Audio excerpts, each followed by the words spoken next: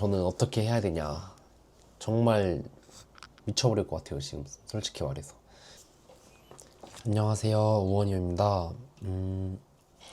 오늘은 제가 요새 고민이 있어서 이거를 좀 조언을 듣고자 이 영상을 찍습니다. 제 생각도 정리를 할 겸 더 많은 조언을 듣고 싶고, 네, 그렇습니다.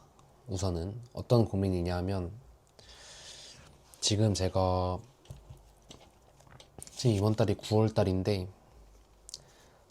내년 26년 2월 말에 제 워홀 비자가 이제 끝이 나요. 한 5개월 정도 남았죠.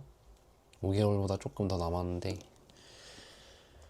원래 제 계획은 이제 호주에서 지금 발굴사로서 일을 하면서 경력을 이미 채웠고, 또 기술 심사도 이미 사실 완료했고, 영어 점수도 준비를 다 시킨 상태라 회사 서류를 좀 더 준비해서 이제 내년 2월쯤에, 빠르면 뭐 1월이 될 수도 있고, 어쨌든 그때쯤에 스폰서 비자를 신청하는 게 원래 제 계획이었어요.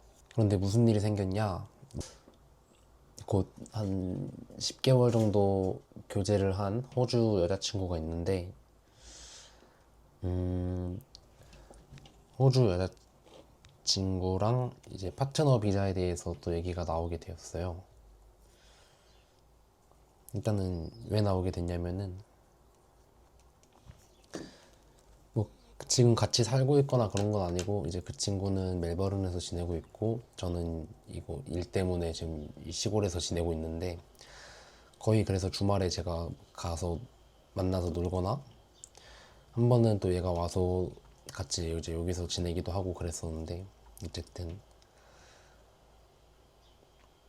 지금 이제 여자친구는 언니랑 자기 친언니랑 둘이서 이제 자취를 하고 있어요. 근데 여자친구도 그렇고 언니도 그렇고 한국에 가서 살아보고 싶은 생각이 있어요. 근데 이제 언니의 나이가 이제 내년이면은 이제 한국에 워킹 홀리데이를 갈 수 있는 마지막 나이예요. 그래서 이제 내년 초에 여자친구와 여자친구 언니와 둘이 이제 한국 워킹 홀리데이를 저를 만나기 전부터 이제 계획을 하고 있었어요. 저는 여자친구를 만나기 전부터 사파리 비자를 받기 위해 이 시골로 들어왔고, 지금 이제 진행을 계속 쭉 하고 있는 상태였죠.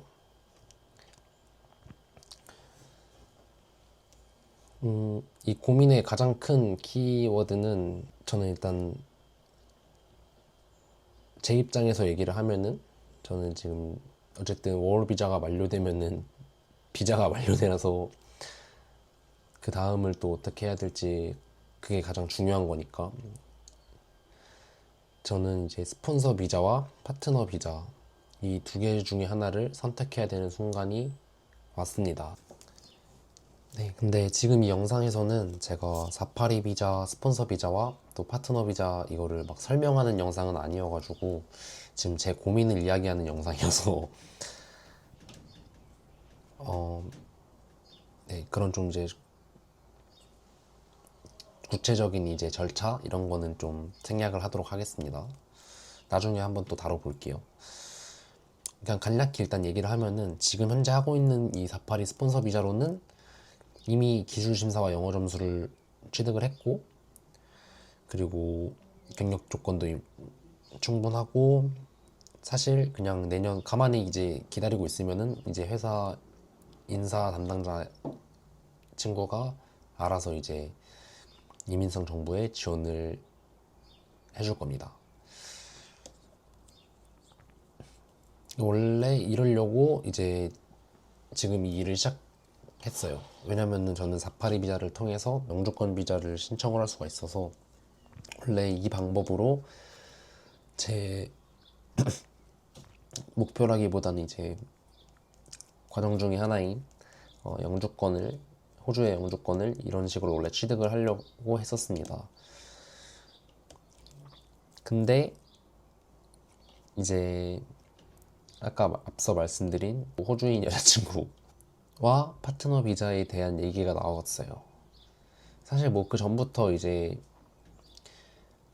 막 그냥 가볍게 그렇게 얘기는 했었는데, 근데 이제는 시기가 다가오고 있는 게, 제 워홀 비자가 내년 2월 말에 끝나고 여자친구랑 한국에 워홀을 가는 날짜가 3월 말로 이제 추려졌습니다. 좀 어느 정도.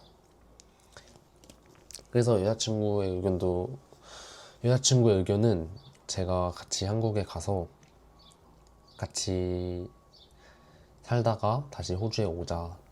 비자는 이제 호주 파트너 비자로 묶어서 진행을 하자.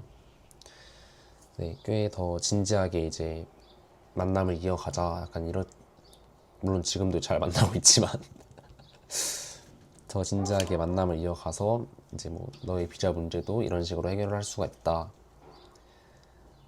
라고 이제 얘기를 해줬습니다. 그래서 이제 얼마 안 남았어요. 그래서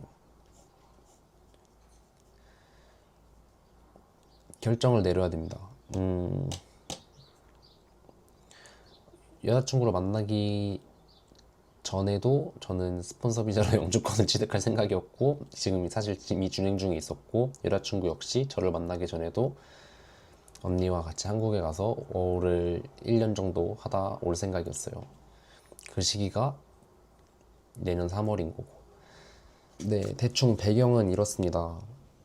그럼 이제 좀 더 디테일 세부 사항에 대해서 얘기를 해보면은, 스폰서 비자는 아까 말씀드린 대로 뭐 그냥 사실 이대로 가만히 있으면은 내년 1, 2월쯤에 알아서 회사에서 신청해가지고 같이 뭐 서류 좀 준비해서 신청하면 이제 스폰서 비자는 한 짧게는 한두 달, 두세 달 내로 나와가지고 그냥 회사에서 계속 일을 하면서 영주권 신청도 하고 뭐 그런 거 다 포함해서 한 4, 5년 길게 봤었을 때, 정말 길게 봤었을 때 그런 식으로 이제 호주에 더 체류를 해서 영주권까지 이어지는 그런 방향이 되겠고요.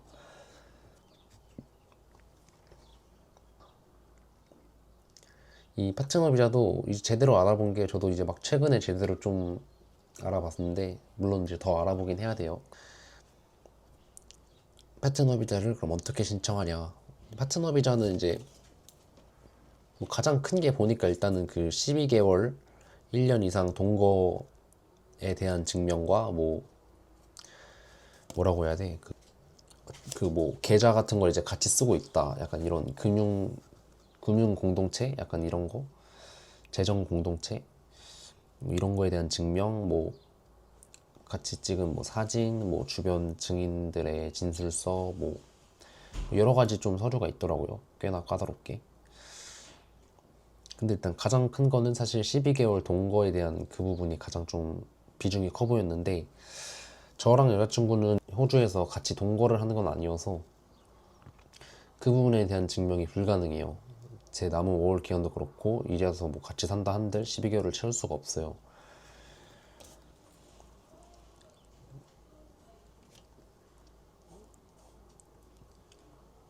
그럼 이제 어떻게 하냐?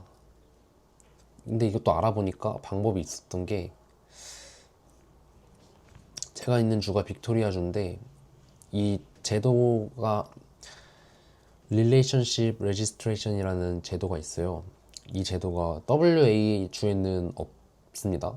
빅토리아 주에는 있어요. 그냥 한국말로 좀 편하게 얘기하면은 사실혼 관계를 등록을 하는 거예요. 그러면은 12개월 동거에 대한 증명이 면제가 됩니다. 다른 것들만 이제 좀 증명을 덧붙이면 돼요.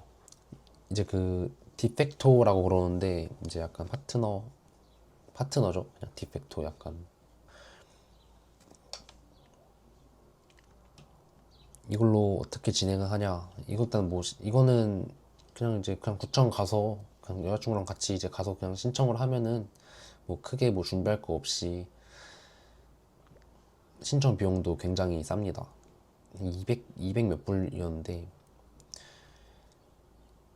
이거를 신청을 하면은 사실혼 관계로 이제 등록이 되어서 그게 이제 법적 효력이 생기는 거죠. 그러면 나중에 이제 파트너 비자를 신청할 때 12개월에 대한 증명을 굳이 하지 않아도 됩니다. 이걸로 이미 증명이 된 거기 때문에. 그래서 여자친구랑 지금 현재까지 얘기가 된 거는, 그러면은 디팩토 관계로 묻고 한국을 넘어가자.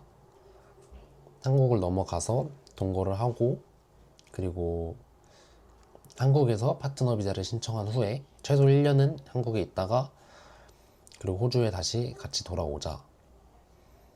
한국에서 대신 파트너 비자를 신청을 하고 그리고 호주로 돌아오자. 왜냐면 또 파트너 비자를 또 알아보니까 막 파트너 비자가 해외에서 신청하는 게 있고 호주 국내에서 신청하는 게 있는데, 이것도 뭐 비자 설명한 영상은 아닌데 그냥 간단히 얘기하면은 이 해외에서 신청을 하는 게 좀 유리해요. 제가 봤었을 때는 해외에서 신청하는 게 왜 유리하냐면은, 일단 호주 국내에서 신청을 하면은 당연히 파트너 비자에 대한 수요도 호주에서 되게 높고, 또 파트너 비자 그 승인 대기 기간이 있어요. 근데 국내에서 신청하면은 뭐 거의 뭐 2년까지도 기다릴 수도 있다고 하더라고요. 최소 1년 6개월, 막 1년? 사바사긴 한데, 어쨌든. 네, 해외에서 신청을 하게 된다면, 이제 해외는 한국이죠. 한국에서 신청하게 된다면 좀 더 이제 빠르게, 한 1년 내외로 이제 비자를 승인받을 수 있다. 파트너 비자를. 그래서 이제 해외에서 신청하는 거랑 국내에서 신청하는 게 비자 그 명칭 자체가 다르더라고요. 네. 그리고 호주에서 만약에 국내에서 호주에서 신청을 하게 돼버리면은 그 비자가 승인 날 때까지 해외에 못 나가요. 뭐 브리징 비 비자인가? 뭐 어쨌든 그런 걸로 막 전환시켜서 좀 내가 해외에 나가야 되는 일이 있는데 한국을 갔다 와야 되는데 막 그런 것도 비자 신청을 또 해야 또 막 해가지고 막 되게 번거로워요. 막 입출국이 되게 제한이 많이 되더라고요. 근데 한국에서 신청을 하면은 반대로 이 비자가 파트너 비자가 승인 날 때까지 또 호주에 입국을 못 해요. 대신 근데 관광 비자로 또 왔다 갔다 할 수 있어요. 그럼 사실 왔다 갔다 할 수 있는 거예요, 이건. 그래서 입출국에 대한 그 호주 입출국, 한국과 호주를 이제 입출국하는 데 있어서도 한국에서 신청하는 게 파트너 비자가 더 유리하고, 또 승인 나는 그 시점도 해외에서 신청하는 게 훨씬 빠릅니다. 저는 그렇게 봤어요.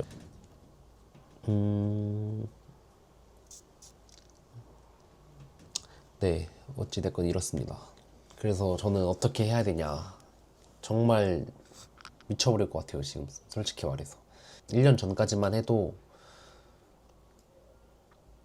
발굴사를 해서 이제 스폰서 비자를 취득을 하고, 뭐 기술 심사도 받고, 뭐 다 해가지고 회사 스폰서 비자로 영주권을 취득하자가 제 목표였는데,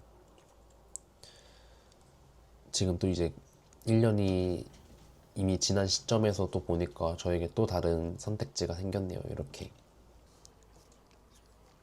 정말 느끼는 게, 이런 이제 선택의 순간에 있어서,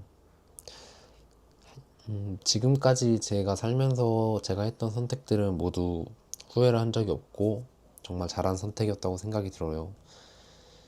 그럼에도 이렇게 선택의 순간들은 매번 어렵다. 너무 어렵다.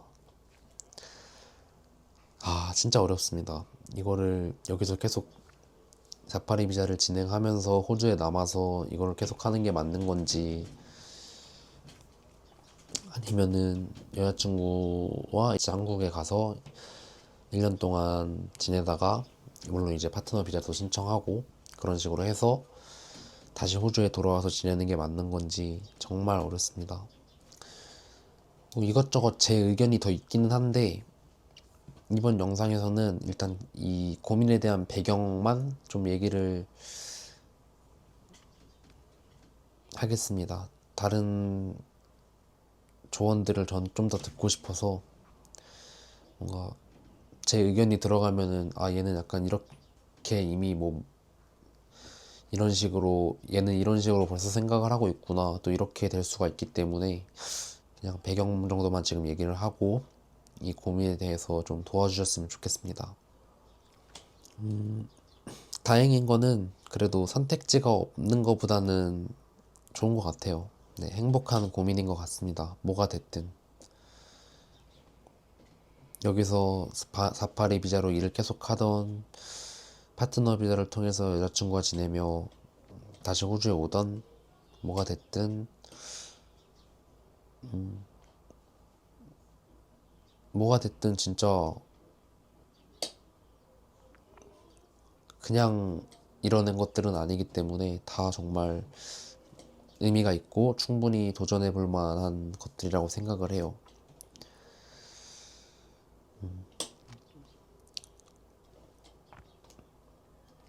그럼에도 이렇게 이제 선택을 내려야 되는 순간은 네, 부담감이 많이 크네요.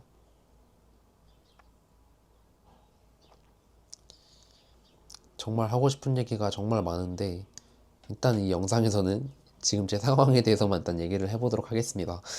앞으로의 영상에서 이제 좀 더 의견들을 좀 더 이제 정리를 해서 더 얘기를 해보겠습니다. 지금 현재 제 상황은 이렇습니다. 네, 감사합니다.